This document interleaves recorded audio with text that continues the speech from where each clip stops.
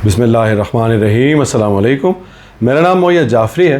पाकिस्तान में सियासत एक तमाशा बन के रह गई है और सियाने कहते हैं कि सर्कस की कोई सेंस नहीं बनती, मगर हम आज एक दफ़ा फिर कोशिश करते हैं और दो इंतहाई अहम मामलात के ऊपर बात करते हैं। ये व्लॉग पूरा देखेगा क्योंकि इसकी अहमियत बहुत ज़्यादा है पाकिस्तान की शॉर्ट टर्म फ्यूचर के हवाले से और लॉन्ग टर्म फ्यूचर के हवाले से भी। दो बातें जिनके ऊपर हम लोगों ने आज डिस्कशन करनी है और जो आपको ख़बर के हवाले से हम बात करेंगे, उनमें से पहली बात तो पाकिस्तान ने जो अज़्म इस्तेहकाम ऑपरेशन लॉन्च किया है और उसके हवाले से हम लोग डिटेल से बात करेंगे, उसको समझेंगे, उसके अगराज़ व मक़ासिद जानने की कोशिश करेंगे और ये भी पता करने की कोशिश करेंगे कि ये क्यों हो रहा है और इसे हम करना क्या चाहते हैं। दूसरी इम्पॉर्टेंट बात जो सबसे ज़्यादा है वो ये है कि पाकिस्तान ने आज़ाद जम्मू और कश्मीर में FC तैनात करने का फ़ैसला किया है। इसके ऊपर हम बात करेंगे। जो हमारी मिलिट्री ऑपरेशन की बात है वो थोड़ी डिटेल में है, इसलिए हम उसको, हालांकि उसकी प्रायोरिटी ज़्यादा है मगर हम उसको बाद में बात करते हैं क्योंकि वो थोड़ी लंबी बात है। हम पहले आज़ाद जम्मू एंड कश्मीर के हवाले से बात कर लेते हैं। हमने अभी रिसेंट पास्ट में देखा है कि आज़ाद जम्मू एंड कश्मीर में क्या हुआ, वहाँ पर हालात किस तरह से थे, वो किस तरह से काबू पाया गया। अब ख़बर ये है बुनियादी तौर पर कि आज़ाद, जिन्होंने वहाँ पर वो एहतजाज किए थे, जॉइंट अवामी एक्शन कमेटी ने, उन्होंने आज़ाद जम्मू कश्मीर की हुकूमत को ये कहा है कि अगर हमारे मुतालबात जो हम मान लिए गए थे, अगर उनके ऊपर अमल दरामद ना हुआ वक्त के मुताबिक और वादे के मुताबिक, तो वो आज़ाद जम्मू कश्मीर के अंदर आने और जाने वाले रास्तों के ऊपर धरने करेंगे और वो रास्ते बंद कर देंगे। इस धमकी के बाद उन्होंने पाकिस्तान की हुकूमत के साथ रब्ता किया और हमने ये फ़ैसला किया कि हम वहाँ पर FC तैनात कर देंगे। अब इसके साथ दो बड़े मसले मसाइल हैं। एक तो ये है कि वहाँ पर FC भेजने की जो इंटरनेशनल, आप कह लीजिए कि एक इंटरनेशनल इमेज जो जाता है पाकिस्तान का आज़ाद जम्मू और कश्मीर के ऊपर जो स्टांस रहा है, कश्मीर के मसले पर जो स्टांस रहा है, वो बहुत बुरी तरह से हिट होता है। क्योंकि हम आज तक यही तनकीद करते रहे हैं भारत के ऊपर कि उन्होंने कश्मीर जो कि एक डिस्प्यूटेड लैंड है उसको एक मिलिटराइज जोन बना दिया, वहाँ पर अपनी फ़ौज भेज के। तो हम लोगों की जो इंटरनेशनल स्टैंस है वो बुरी तरह मुतासर होता है। रेंजर्स हम पहले भी वहाँ पर तैनात कर चुके हैं, अब हम FC भेज रहे हैं। बल्कि PTI के जो वहाँ पर नुमाइंदे हैं, उन्होंने वहाँ पर ये रिकॉर्ड करवाया है अपना एतराज़ कि आज़ाद जम्मू और कश्मीर के अंदर इस तरह की कोई सिचुएशन अभी फ़िलहाल नहीं है जिसके नतीजे में हमें वहाँ पर FC बुलवानी पड़े। और उन्होंने ये भी मेंशन किया है कि माजी के अंदर जब FC बुलाई गई थी तो उसके मस्बत नताइज नहीं निकले थे, बल्कि मामलात अबतरी की तरफ गए थे। अब एक तो ये हो गया कि हमारा इंटरनेशनल इमेज वहाँ पर क्या जाता है। दूसरी बात ये है कि हम इस बात को आगे कहाँ लेके जाएंगे, वहाँ के लोगों के दिलों में, आज़ाद जम्मू और कश्मीर के लोगों के दिलों पर इस एक्शन का क्या असर आएगा। वो लोग अपने आप को बॉर्डर लाइन ऑफ कंट्रोल के उस पार रहने वालों से मुख्तलिफ कैसे समझेंगे। अब ये बहुत बड़ा सवाल है। मैं एक मुहब्बे वतन पाकिस्तानी हूँ, कश्मीरी हमारे भाई हैं, और ये बात कहते हुए भी मेरे, और ये सवाल उठाते हुए मेरे जो है वो दिल को परेशानी होती है, क्योंकि ये इस तरह के मामलात हैं कि वहाँ के जो लोकल लोग हैं, हम ये कहते हैं कि वो एक ऑटोनमस एरिया है, उनकी अपनी असेंबली है, अपनी पार्लियामेंट है, अपनी गवर्नमेंट है। तो हम लोग मिलिट्री की हद तक जब वहाँ पर इंटरवीन करेंगे, उन लोगों को वो अपना हक मांग रहे हैं या आपने जो वादे किए हैं, जिस तरह से किसी भी जगह पर सियासी डिस्कोर्स, डिस्कशन, नेगोशिएशंस के बीच में लोग अपने मुतालबों के इम्प्लीमेंटेशन करने के लिए एहतजाज भी करते हैं, वो अगर वो पूरे ना हों तो सिट-इन्स भी देते हैं। इसमें FC को इन्वॉल्व करने से उनके जज्बात पर क्या असर पड़ेगा, उनको क्या लगेगा कि क्या वो भी लाइन ऑफ कंट्रोल के परली तरफ रहने वालों की तरफ, जैसे उनकी ज़िंदगी है उस तरफ को चल निकले। खैर, ये एक बड़ी परेशानी की और एक कंसर्न की बात है। मेरा ज़ाती तौर पर ख़्याल ये है कि इसके ऊपर बहुत ज़्यादा सोचने की ज़रूरत है और इस फ़ैसले को अगर वापस ले लिया जाए तो ज़्यादा बेहतर है। अब बात करते हैं ऑपरेशन अज़्म इस्तेहकाम की। जो कि इंतहाई अहम ऑपरेशन है इस हवाले से कि चीन के जो इंजीनियर्स पाकिस्तान के अंदर सी पैक के ऊपर काम कर रहे हैं, उनको गाहे गाहे बार बार निशाना बनाया जा रहा है। कईयों की हलाकत हुई, पाकिस्तान के सिक्योरिटी इस्टेब्लिशमेंट ने एक दफ़ा उनको यकीन दहानी कराई अब ऐसा नहीं होगा, फिर दोबारा हुआ, फिर यकीन दहानी करवाई, जिसके नतीजे में उनका ये रिकॉर्ड पे बयान है कि उन्होंने कहा कि पाकिस्तान के अंदर एक बड़े मिलिट्री ऑपरेशन की, एक कॉम्प्रिहेंसिव मिलिट्री ऑपरेशन की ज़रूरत है ये दहशतगर्दी को ख़त्म करने के लिए। अब ये टेररिज्म जो पाकिस्तान के अंदर एक दफ़ा फिर सर उठा रहा है पिछले साल डेढ़ से, बल्कि शायद साल 2 साल से, तो ये अज़्म इस्तेहकाम है। इसका फ़ैसला एपेक्स कमेटी ने किया। वज़ीर आज़म पाकिस्तान ने कि ऑब्वियसली वो ही हेड्स द गवर्नमेंट, तो he was part of that. तो उन्होंने ये कहा कि ये ऑपरेशन होगा या उसके बारे में तो पेशरफ्त भी शुरू हो चुकी है, लेकिन ये वज़ीर आज़म के चंद दिन 2 दिन पहले दिए गए बयान से बिल्कुल मुतज़ाद बात है, क्योंकि वज़ीर आज़म साहब ने अपने बयान में ये कहा था कि जी मिलिट्री जो है उसकी सिर्फ ज़िम्मेदारी नहीं है टेररिज्म को ख़त्म करना, गवर्नमेंट की ज़िम्मेदारी है और तमाम इदारों की ज़िम्मेदारी है। अब अगर वो ज़िम्मेदारी तमाम इदारों की है और सिर्फ इनकी नहीं है मिलिट्री की, तो फिर एक कॉम्प्रिहेंसिव मिलिट्री ऑपरेशन किस तरह से इन मसाइल का हल है? या तो वो मिलिट्री, आप तो अपनी बात की तरदीद कर रहे हैं, खैर तो उससे आगे चलते हैं कि बात इस मिलिट्री ऑपरेशन तक आ कैसे गई। हम लोग जब भी पाकिस्तान के अंदर दहशतगर्दी सर उठाती है तो हम इसी तरह के मामलात जो हैं वो मिलिट्री ऑपरेशंस, अब तो भूल ही गया है कितने ज़रब अज़ब, राह निजात, राह हक, पता नहीं कौन कौन से हम लोग, हमारे जवान कुर्बानियाँ देते चले आए हैं आपकी और मेरी आज़ादियों के लिए। मगर जहाँ तक ये बात है, उसके अलावा एक पॉलिसी, क्योंकि देखें किसी भी किस्म के अस्करियत पसंद जब दहशतगर्द खड़े होते हैं तो उस मामले को ख़त्म करने के 2 अहम पहलू होते हैं।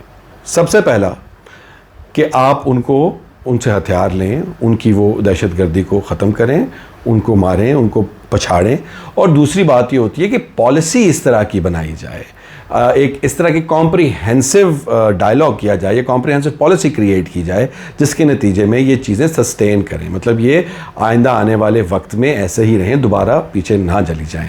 उसके लिए हमने एक नेशनल एक्शन प्लान बनाया जिसको हम इम्प्लीमेंट करना चाहते थे और बड़े अज़्म के साथ हमने उस प्लान पे बड़ी मेहनत की, मगर जब उसको अमली जामा पहनाने की बात आई तो उस वक्त की हुकूमत के जो एलाइज थे, जो कि रिलीजियस पॉलिटिकल एलिमेंट्स थे, उन लोगों ने एतराज़ किया। जब मदरसों को रजिस्टर कराने की और उसके ऊपर ओवरसाइट की बात हुई, उन्होंने एतराज़ किया और वो बात वहीं पर आकर रुक गई। उन कमेटियों की मीटिंग्स ना हुई जिस तरह से नेशनल एक्शन प्लान में लिखा हुआ था। तो आयरॉनिकली आप कह लें कि ये नेशनल एक्शन प्लान है, ये NAP बनता है, जिसका अंग्रेज़ी में लफ्ज़ का मतलब है सोना।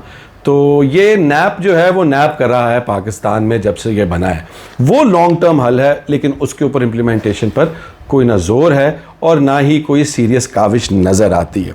दूसरी बात कि हम यहाँ तक कैसे पहुँचे, उसकी वजह यह है कि आप ये देखें कि जितने majority of all these terrorism activities हैं या इंसिडेंट्स हैं, वो अगर हम देखें तो वो KPK के अंदर हमें नज़र आते हैं, KPK के अंदर नज़र आते हैं और वहाँ पर तेज़ी से बढ़ रहे हैं। पाकिस्तान के दूसरे इलाकों में भी है, लेकिन वहाँ पर उस तरह से नहीं है।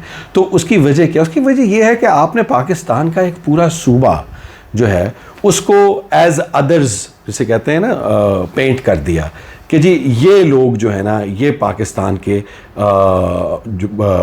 ख़िलाफ़ सोचते हैं, ये लोग मुहिब्ब वतन नहीं हैं। आपने उनके वहाँ पर जो मकबूल पॉलिटिकल पार्टी थी उसको दीवार से लगाया और उसके बाद वहाँ के लोगों के दिलों में कदूरतें पैदा होने लगी।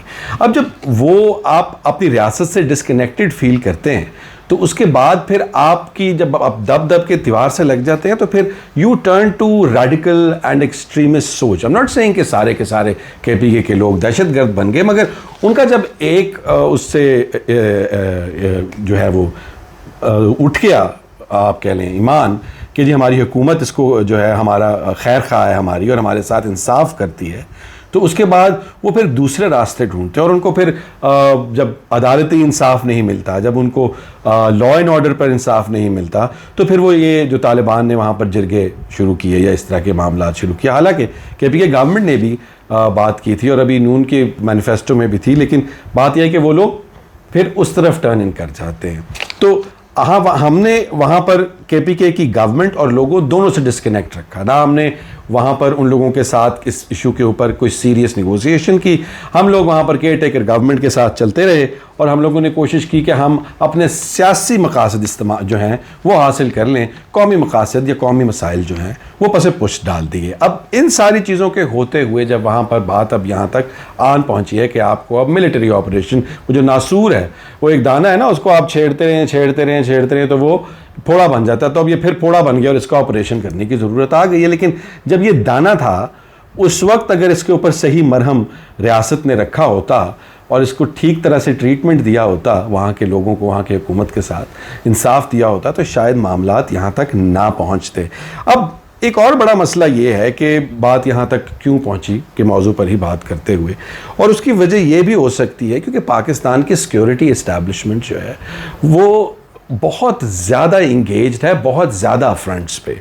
हम लोग देखते हैं कि सिक्योरिटी इस्टेब्लिशमेंट का जो जस्टिस साइड है, मतलब एटीसी एंटी टेररिज्म कोर्ट्स के अंदर तो हज़ारों हमारे अपने लोग हैं जिन्होंने हुकूमत के ख़िलाफ़ या गुस्से में फ़ौज के ख़िलाफ़ या फ़ौज के कुछ इंडिविजुअल्स के ख़िलाफ़ कोई बातचीत की। तो हम लोगों ने तो दहशतगर्द लफ्ज़ को मजाक बना दिया है। कोई हमारे ख़िलाफ़ बात करता है तो वो दहशतगर्द है, उसके ख़िलाफ़ केस चलते हैं। कोई हमारे ख़िलाफ़ को तो छोड़ें, जो हमारी मर्ज़ी की बात नहीं करता वो भी अब इस तरफ आ गया कि जी वो भी टेररिस्ट है। तो हम लोग तो टेररिस्ट कौन है? तो एक वो शख्स जिसने अपने सियासी लीडर के गिरफ्तार होने पर या मिसट्रीट होने पर या जो भी गम गुस्से का इजहार किया वो, और एक ऐसा शख्स जिसने एपीएस के अंदर सैकड़ों पाकिस्तानियों के सैकड़ों बच्चे मार दिए, वो दोनों क्या एक ही कटहरे में खड़े होते हैं? वो दोनों दहशतगर्द हैं। तो हमें इस चीज़ के बारे में भी सोचना चाहिए, और क्योंकि उसको अब इम्प्लीमेंट करने के लिए और उसको आगे चलाने के लिए हमारी इंटेलिजेंस लिसनिंग, हमारी इंटेलिजेंस के रिसोर्सेज, मैं कहता हूँ अगर 10% भी इंगेज होते हैं तो आपके जो कोर मामलात हैं, जो आपके कोर फंक्शंस हैं, वो सफ़र करते हैं। और अब बात यही की जा रही है, हल्के यही बात कर रहे हैं कि पाकिस्तान के अंदर यहाँ पर मिलिट्री ऑपरेशन से ज़्यादा हमें अपनी इंटेलिजेंस स्ट्रॉन्ग करनी है। ये सब कुछ हमारे घर के अंदर कैसे हो रहा है और हमें मालूम नहीं हो रहा कि क्या कौन इसमें मुलव्विस है और हम उसको रोक नहीं पा रहे। तो इंटेलिजेंस की ज़रूरत है, वो इंटेलिजेंस जो शायद ज़्यादातर आजकल पाकिस्तान में हमारे सियासी लोगों को ट्रैक करने में और उनके ख़िलाफ़ मवाद और उनकी वीडियोज़ निकालने में मसरूफ़ रही है। अब इन सारे मामलात के ऊपर जो वहाँ की हुकूमत है जिसकी हम बात कर रहे हैं, केपीके की हुकूमत, उसने अपने कुछ रिजर्वेशंस, अपने कुछ आप कह लें कि एतराज़ात उठाए हैं। उनमें से उन्होंने पहले तो ये कहा है कि जी इसके बिल्कुल क्लियर बताएं कि इसका मकसद क्या है, इस मिलिट्री आप अचीव क्या करना चाहते हैं इससे, इसका दायरा इख्तियार कहाँ होगा, क्या केपीके के अंदर अदालतें जो है वो सस्पेंड हो जाएंगी और उन जो दहशतगर्द पकड़े जाएंगे, जिनको आप दहशतगर्द कहेंगे, वो उनका अदालती इंसाफ अलग हो जाएगा, और क्या जो लोकल पुलिसिंग सिस्टम है वो फ़ौज के सब्जुगेशन में आ जाएगा या वो डिसफंक्शनल हो जाएगा, या वो डिसफंक्शनल मतलब कि वो सस्पेंड हो जाएगा और वो लोग फ़ौज के मातहत के तौर पे काम करेंगे। उसके बाद इसकी टाइमलाइन क्या होगी, ये कब शुरू होगा और कब तक ख़त्म होगा। ऐसा तो नहीं कि जिस तरह से पाकिस्तान के अंदर केयर टेकर गवर्नमेंट जो है वो चली है 2-2.5 साल, तो अब ये अगले इलेक्शंस तक ये इख्तियारात और ये ऑपरेशन जो है वो निम्मा चलता रहेगा, वो पोली टोलकी ये बजती रहेगी सिर्फ इस लिए ताकि केपीके के अंदर जहाँ पर आज तक जब से 9 मई का वो अनफॉर्चुनेट वाक़या हुआ तो उस तरह से एक्शन जिस तरह की मर्ज़ी थी नहीं लिया जा सका। केपीके की गवर्नमेंट चूँकि पीटीआई की थी, इस वजह से वहाँ पर उस तरह से एक्सेस नहीं था। और ये सारी बातें सुनने के बाद हुकूमती हल्के और हुकूमत के साथ हमदर्दी रखने वाले हल्के वो अब ये सवाल उठा रहे हैं कि क्या पाकिस्तान तहरीक-ए-इंसाफ मुल्क के ख़िलाफ़ है या मुहिब्बे वतन पार्टी नहीं है। मतलब ये अब एक तो मुझे ये समझ नहीं आती है कि आप जब किसी की ओपिनियन, अब एक तो नेशनल इंटरेस्ट कौन डिफ़ाइन करता है, जो पावर में है वो डिफ़ाइन करता है। अब वो जब डिफ़ाइन कर रहा है तो वो उसकी ओपिनियन ही तो है। शहबाज शरीफ को या नवाज़ शरीफ को जब वो वज़ीर आज़म बनते हैं, या इमरान खान को जब वो वज़ीर आज़म बनते हैं, तो अब बाबा कायद आज़म रहमतुल्लाह अलैह की रूह आके तो नहीं ना बताती कि भी अब ये पत्थर पे लकीर है कि जो यही नेशनल इंटरेस्ट है, वो अपनी, ये सियासी लीडर अपनी मर्जी से उसको डिफ़ाइन करते हैं, तो वो आपकी ओपिनियन है। अगर कोई सूबे की गवर्नमेंट या कुछ लोग आपकी ओपिनियन से डिफ़र करते हैं तो वो ज़ाती मुहिब वतन की लाइन से बाहर क्यों निकल जाते हैं? फिर अचानक ही मुल्क टूटने की आवाज़ें क्यों आने लगती हैं? अब इस सारे मामले पे अगर आप मिसाल के तौर पे देखें, अमेरिका के अंदर जितनी स्टेट्स हैं वो सारे उनके सूबे हैं। टेक्सास के अंदर जब उन्होंने अपनी मिलिट्री भेजनी थी तो टेक्सास के गवर्नर ने बाकायदा एतराज़ात किए, उनकी साथ बैठ के निगोसिएशन हुई, उनको कॉन्फिडेंस में लिया गया और उसके बाद वो सारा ऑपरेशन किया गया। अब इस सारे मामले के बाद दूसरी जो उनकी इंतहाई वैलिड रिजर्वेशन है वो ये है कि पीटीआई को टारगेट बनाने के लिए ये एक दरवाज़ा तो नहीं खोला जा रहा केपीके के अंदर। इंतहाई वैलिड है क्योंकि वो लोग इस वक्त इनसिक्योर है, उन्होंने देखा है बाकी सूबों के अंदर किस तरह से उनके लोगों को जौक दर जौक अंदर किया गया, जेलों के अंदर फेंका गया, एक केस से बाहर निकले दूसरे में पकड़ लिया गया, उसके बाद पेशियानी हो रही, लोगों को उनके अदालती हुकूक नहीं मिल रहे। तो इस सारे को देखते हुए वो इस बारे में भी परेशान है कि अगर फ़ौज यहाँ पर अंदर आके उसका इख्तियार बढ़ता है तो कहीं हमारे लोगों के ऊपर दहशतगर्द का टैग लगा कर यहाँ पर सियासी इंतकाम दोबारा से शुरू तो नहीं हो जाएगा, और केपीके के अंदर जो एक कदरे सेफ हेवन थी पीटीआई वालों के लिए वो ख़त्म तो नहीं हो जाएगी, वो सेफ स्पेस। Very valid. अब और पाकिस्तान के जैसे हम बात कर रहे थे कि उनके इस रवैये के ऊपर ये टूट जाएगा पाकिस्तान और ये लोग मुहिब वतन नहीं है। पाकिस्तान, सीरिया आज तक टूटा, अफगानिस्तान जैसी अनस्टेबल स्टेट आज तक टूटी है, इराक के अंदर कितनी डिफरेंसेस हैं वो टूटा है। मतलब जिस तरह से आप कहते हैं कि ये सूबा उधर चला जाएगा, वो सूबा उधर चला जाएगा। अब बात बुनियादी तौर पे ये है कि आपके साथ डिफ़र करने से, डिफरेंस ऑफ ओपिनियन, वहाँ पर जब मुझे राजा रियाज की वो फेवरेट लाइन फिर से याद आ गई कि ये तो जमहूरियत का हुस्न है, तो ये हुस्न जो है उसको मतलब सिर्फ पेंटिंग बना के उसकी दीवार पे लगाने के लिए नहीं है, प्रैक्टिस करने के लिए। डिफरेंस ऑफ ओपिनियन को रिस्पेक्ट करना चाहिए, ना कि साथ बड़ा आसान है उसके ऊपर चेपी लगा दो, ये दहशतगर्द है, ये मुहिब वतन नहीं है। वो चेपी लगाने से, वो टाइटल देने से कोई फ़र्क नहीं पड़ता, उससे नुकसान ही होता है, फ़ायदा कभी नहीं होता, क्योंकि आप हकीकी मसलों को इग्नोर करते हैं। अब उसके ऊपर उनका एक और बहुत वैलिड एतराज़ है कि इसके ऊपर कोई पार्लियामेंट्री डिबेट नहीं है। आप एक सूबे के अंदर, एक मुल्क के बड़े हिस्से के अंदर एक मिलिट्री ऑपरेशन लॉन्च कर रहे हैं, उसके ऊपर पार्लियामेंट में बहस होनी चाहिए। बहुत शौक है बाकी पाकिस्तान की पॉलिटिकल पार्टीज़ को, including Peoples Party and PMLN, कि जी सबसे बड़ा और सबसे ताकतवर जो इदारा है वो पार्लियामान है। अब पार्लियामान के अंदर इसके ऊपर कोई सहीर हासिल बहस नहीं हुई और उधर से वो शुरू हो गया है ऑपरेशन। उसके बाद उन्होंने ये भी कहा कि अगर इतना सवियर और क्रिटिकल मामला था तो आप इन कैमरा ब्रीफिंग देते पीकेपी की गवर्नमेंट को, लोगों को बिठाते, उनको बताते कि ये मसाइल है, आप ऑन बोर्ड तो लें। आप ऑटोनमस एक स्टेट की तरह एक्ट नहीं कर सकते, you are an instrument of the state.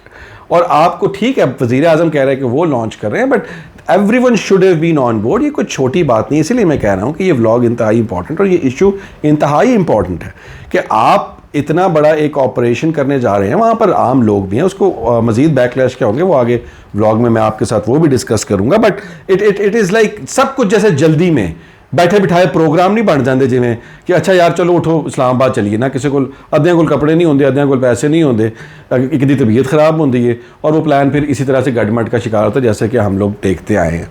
अब पाकिस्तान के अंदर मिलिट्री ऑपरेशंस में भी, खैर उस पर बाद में बात करेंगे।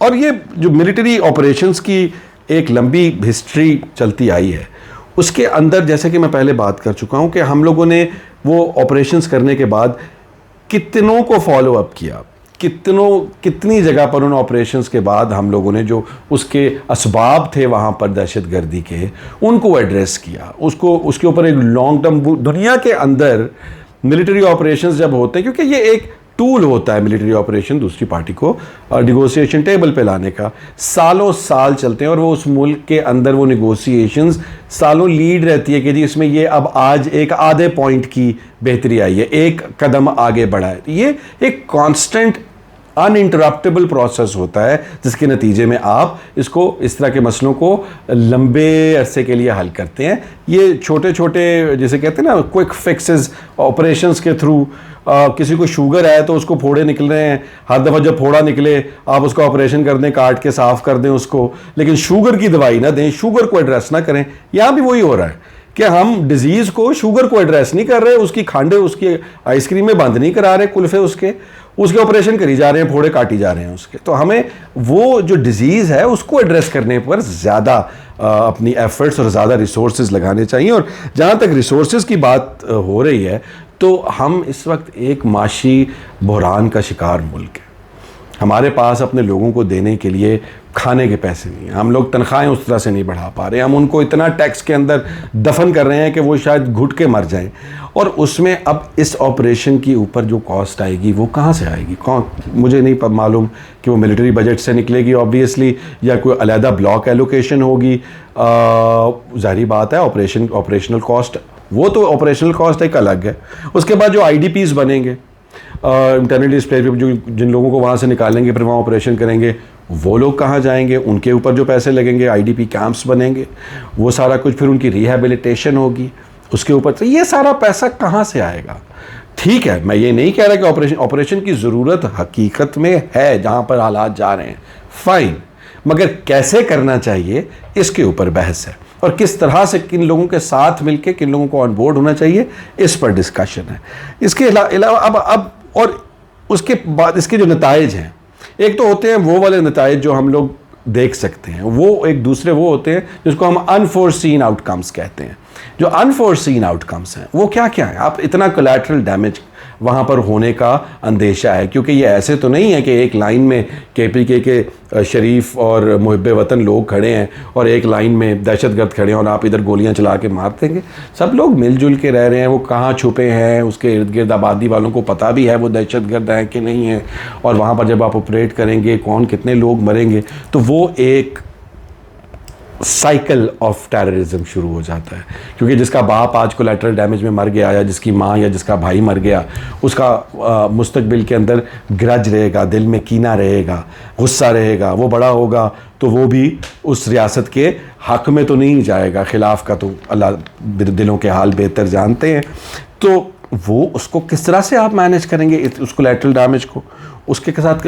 अब ये जो कोलैटरल डैमेज ऑपरेशंस मुल्कों की तारीख़ में होते हैं, सिक्योरिटी इंतहाई अहम चीज़, लेकिन वो ऑपरेशंस कामयाब तब होते हैं, ये जो कोलैटरल डैमेज आता है, लोगों की अमवात होती हैं, लोग शहीद होते हैं, इसके अंदर जो मासूम लोग होते हैं, तो वो अगर आपके वहाँ के लोकल लोगों के साथ वहाँ की local government on the same page हो, तो वो आपके इसको जस्टिफाई करती है, वो आपके लिए मामलात आसान करती है।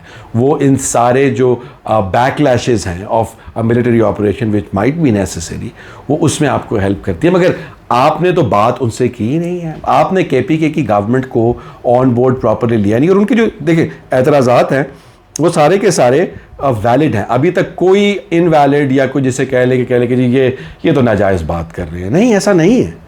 आपको उनसे बात करने की ज़रूरत है। अगर KPK की गवर्नमेंट, KPK के लोग जो उनको रिप्रेजेंट करती है गवर्नमेंट, अगर वो ऑन बोर्ड नहीं होंगे, इफ़ दे विल नॉट दिल से, प्रेशर के थ्रू तो कर लेते हैं किसी को भी, अल्लाह माफ़ करे, I don't know if this is my last vlog और नॉट, बट ये है कि आप अगर बात करके उनको समझा के, उनको एक clear series of negotiation on the table बात करके, और अली अमीन गंडापुर इसकी वज़ीर आज़म ऐलान करते और साथ अली अमीन गंडापुर खड़े होते, तो इसकी शेप ही और होती, इसकी पावर ही और होती, इसके इफेक्ट ही और होता।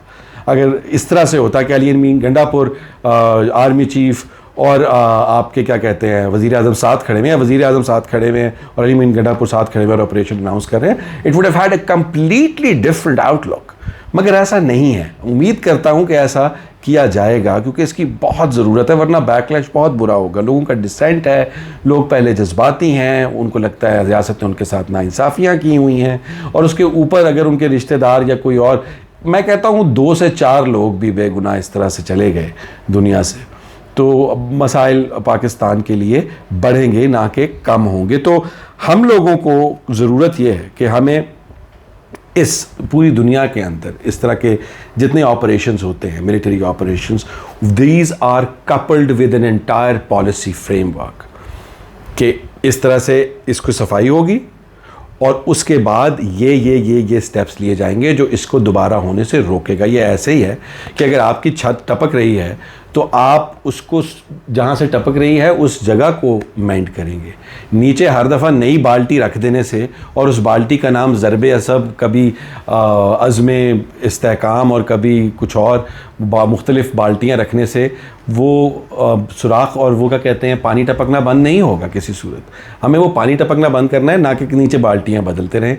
उम्मीद है कि इस ऑपरेशन के साथ हमारे जो सिक्योरिटी इस्टेब्लिशमेंट और हमारी गवर्नमेंट है वो यही कोशिश करेगी कि इसको और कॉम्प्रिहेंसिव प्लान लेके आएंगे जो इनके इश्यूज़ को एड्रेस करेगा इसके बाद, और वो मुल्क के साथ शेयर करेंगे कि हम लोग ये इक़दामात उठा रहे हैं। आगे देखते हैं कि अल्लाह ताला सबके लिए खैर वाफ़ियत का पैगाम लेके आए और पाकिस्तान की सिक्योरिटी और सलामती जो है उसको हिफ्ज़ अमान में रखें। अपना ख्याल रखिएगा। चैनल को सब्सक्राइब करें, वीडियो को लाइक करें और कमेंट करें। Thank you. अल्लाह हाफ़िज़।